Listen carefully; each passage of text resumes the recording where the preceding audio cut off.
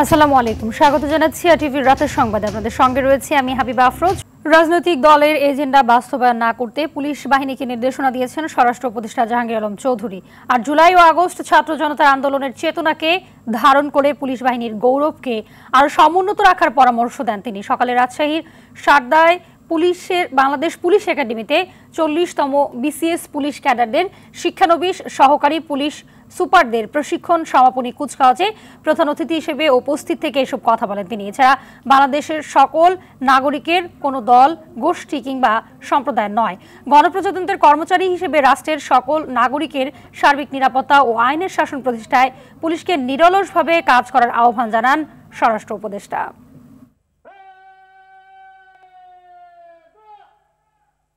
কোনো কায়েমি স্বার্থ যেন আপনাকে তাদের জলদাসে রূপান্তরিত করতে না পারে, সেই জন্য সর্বদা সতর্ক থাকতে হবে।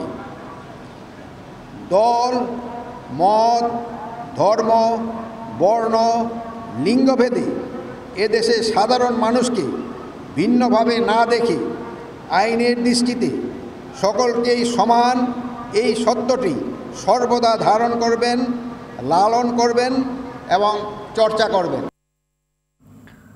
অন্তর্বর্তী সরকার কিছু ক্ষেত্রে তাদের লক্ষ্য থেকে দূরে সরে গেছে বলে মন্তব্য করেছেন বিএনপির ভারপ্রাপ্ত চেয়ারম্যান তারেক রহমান। জাতীয়তাবাদী আইনজীবী ফোরামে প্রশিক্ষণ কর্মশালায় তিনি মন্তব্য করেন, সরকারের উপদেষ্টাদের কিছু বিবৃতি জনমনে বিভ্রান্তি ছড়ানোর সঙ্গে দেশে অস্থিরতা তৈরি করছে বলেও অভিযোগ করেন বিএনপির ভারপ্রাপ্ত চেয়ারম্যান। রিপোর্ট করছেন জাহিদ রহমান।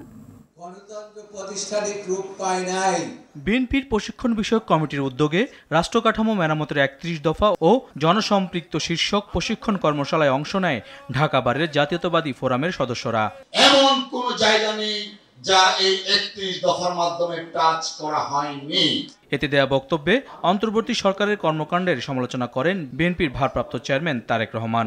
চারিদিকে তাকাই তাহলে আমরা একটি অস্থিরতা হয়তো লক্ষ্য করতে পারি। সরকারের বিভিন্ন ব্যক্তির বিভিন্ন কথাবার্তা থেকে আমাদের কাছে মনে হচ্ছে সম্ভবত তাদের লক্ষ্য থেকে কিছুটা হলেও বিচ্যুত হচ্ছেন ক্ষেত্র বিশেষে, এবং বিভিন্ন ব্যক্তির বিভিন্ন স্টেটমেন্ট থেকে বিভিন্ন রকম কনফিউশনের তৈরি হচ্ছে, মানুষ বিভিন্নভাবে কনফিউজড হচ্ছে। খুব স্বাভাবিকভাবে রাজনীতিতে যখন কনফিউশন থাকবে, অস্থিরতা তখন দেখা দিবে। রাজনৈতিক দলগুলোর ৩১ দফা প্রস্তাবনায় দেশের বৃহৎ জনগোষ্ঠীর সমর্থন রয়েছে দাবি করে বিএনপির ভারপ্রাপ্ত চেয়ারম্যান বলেন, দেশ পুনর্গঠনে সবার সম্মিলিত সহযোগিতা প্রয়োজন। দেশে যত দ্রুত একটি স্থিতি অবস্থা আনা সম্ভব, তত দ্রুত দেশকে ধ্বংসের কিনারা থেকে ধীরে ধীরে বের করে নিয়ে আসা সম্ভব। একমাত্র নির্বাচিত সংসদই সংস্কার প্রস্তাবকে বাস্তবে রূপ দিতে পারে বলেও মত তার। নির্বাচন হলেই যে সব সমস্যার সমাধান হয়ে যাবে সে কথাটি এইভাবে না বলে আমরা চিন্তা করতে পারি, নির্বাচন হলে যেহেতু একটি স্থিতি অবস্থা আসবে, একদিনে কোনো কিছুই হবে না, বাট হওয়ার সম্ভাবনা শুরু হবে। বর্তমান সরকারের সংস্কার প্রস্তাবের সঙ্গে বিএনপির ৩১ দফার তেমন কোনো পার্থক্য নেই বলেও দাবি করেন তারেক রহমান। রাষ্ট্র পুনর্গঠনের জন্য বিবেকবান প্রতিটি মানুষের সহযোগিতা কাম্য।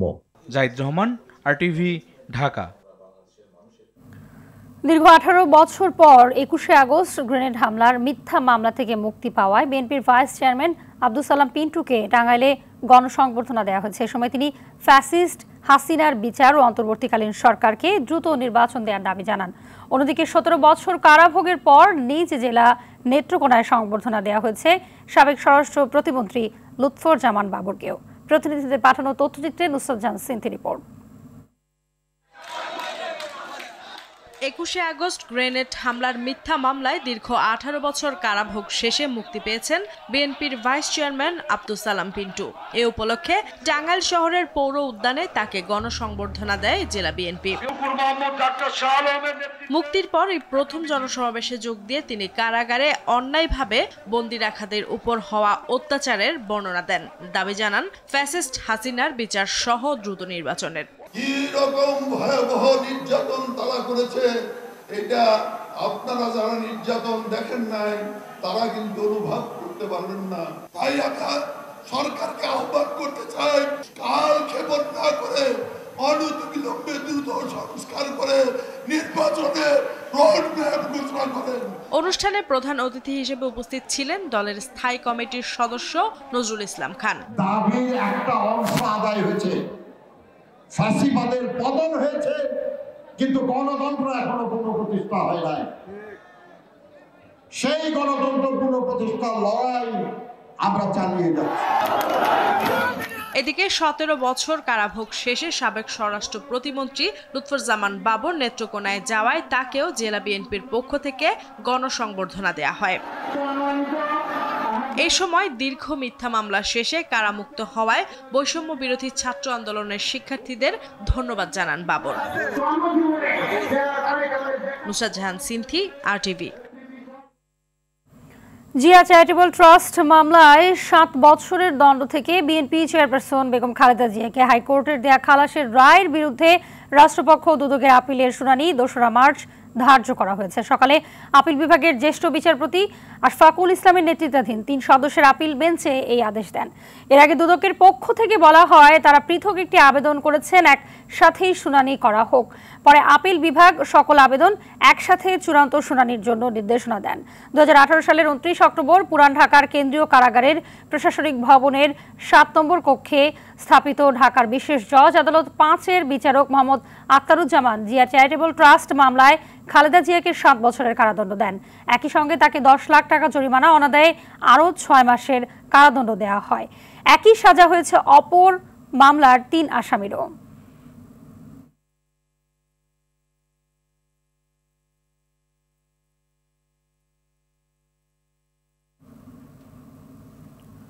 মানবতা বিরোধী অপরাধের মামলায় মৃত্যুদণ্ডের রায় পুনর্বিবেচনা চেয়ে জামায়াত নেতা ATM আজহারুল ইসলামের করা আবেদন শুনানি 25 ফেব্রুয়ারি অনুষ্ঠিত হবে।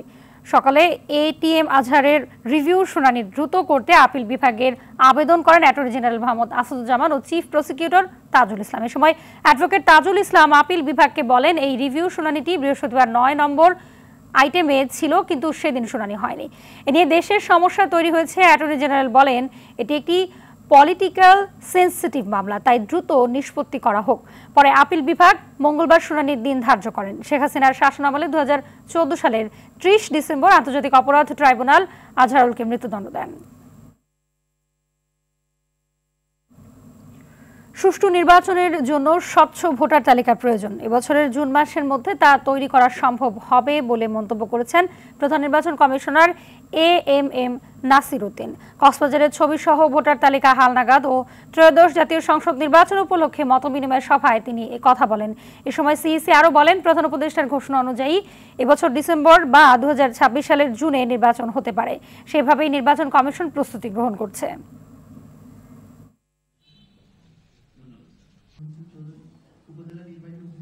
The voter list after the house to house visit, এই যে ইনফরমেশন যেটা কালেক্ট করলাম, এটা আমাদের টার্গেট ডেট হচ্ছে পুরো কমপ্লিট করতে, প্রসেসটা কমপ্লিট করতে আমরা জুন মাস নাগাদ শেষ করতে পারবো, এরকম প্ল্যান আমরা নিয়েছি। আমাদের মাননীয় প্রধান উপদেষ্টা ওনার 16 ডিসেম্বরের গত 16 ডিসেম্বরের ভাষণে একটা ইলেকশন ডেট সম্পর্কে একটা ধারণা দিয়েছে।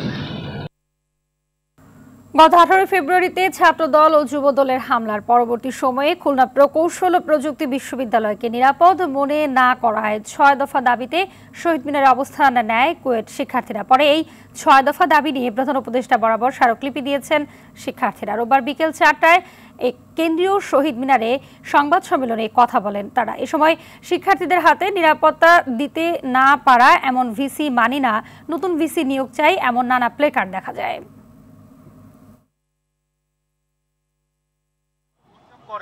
এবং পরে আমরা বাধ্য হয়ে আমরা আজকে ঢাকা অভিমুখে এসেছি, কারণ আমরা মনে করি ক্যাম্পাসে আমরা নিরাপদ না। আজকে প্রধান উপদেষ্টা, তার সাথে আমাদের দেখা করার কথা ছিল এবং আমাদের 5 সদস্যের প্রতিনিধি দল আমরা যমুনাতে গিয়েছিলাম। একান্ত সচিব প্রধান উপদেষ্টা তিনি আমাদের স্মারকলিপিটি গ্রহণ করেছেন। আমরা আমাদের যে দাবিগুলো, সেই দাবিগুলো আজকে আমরা তাদের কাছে পরিবেশন করেছি। আঞ্চলিক ও বৈশ্বিক প্রেক্ষাপটে দেশের প্রতিরক্ষা ও আন্তর্জাতিক সম্পর্ক নিয়ে নীতি সহায়তা দিতে যাত্রা শুরু করেছে নতুন থিঙ্ক ট্যাঙ্ক প্রতিষ্ঠান foundation for strategic and development strategies FSDS। এ বিষয়ে সেনাপ্রধান জেনারেল ওয়াকারুজ্জামান বলেন, জাতীয় সিদ্ধান্ত গ্রহণের ক্ষেত্রে নীতি সহায়তা নিতে সরকার এবং থিঙ্ক ট্রাস্টকে সব ধরনের সহায়তা দেবে। রাজনৈতিক দল সহ অন্যান্য অংশীজনদেরকেও ইতিবাচক মনোভাব নিয়ে এগিয়ে আসার আহ্বান জানান তিনি। প্রতিষ্ঠানের চেয়ারম্যান অবসরপ্রাপ্ত মেজর জেনারেল ফজলে এলাহি আকবর বলেন, FSDS জাতীয় নিরাপত্তা সংক্রান্ত বিষয় বেসামরিক ও সামরিক খাতের মধ্যে সহযোগিতা এবং ভূ রাজনৈতিক বাস্তবতার সাথে ভারসাম্যপূর্ণ বৈদেশিক নীতি বজায় রাখতে কাজ করবে। আরটিভির আন্তঃবিভাগীয় ক্রিকেট টুর্নামেন্টের জার্সি উন্মোচন অনুষ্ঠিত হয়েছে। 8 দলের অংশগ্রহণে আগামী 24 ফেব্রুয়ারি থেকে রাজধানীর ইন্দিরা রোড ক্রিকেট মাঠে এই ক্রিকেট টুর্নামেন্ট অনুষ্ঠিত হবে। Reporters royal rampage, team sparkle, master marketers, team broadcast programme, gladiator ও ডেভিল কিলার নামে 6টি বিভাগ অংশগ্রহণ করবে। এছাড়াও নারীদের 2টি দল হ্যাভেন স্টার ও টিম নাইট অ্যাঙ্গেল নামে এই টুর্নামেন্টে অংশগ্রহণ করবে। 2 গ্রুপে ভাগ হয়ে সেরা 4টি দল খেলবে সেমিফাইনালে। সেখান থেকে আগামী 27 ফেব্রুয়ারি সেরা 2 দলের মধ্যে হবে ফাইনাল খেলা। জার্সি উন্মোচন অনুষ্ঠানে আরটিভির প্রতিটি বিভাগের প্রধানরা উপস্থিত ছিলেন। 4 দিনব্যাপী এই ক্রিকেট উৎসবের সবগুলো ম্যাচ ফ্লাড লাইটের আলোতে অনুষ্ঠিত হবে।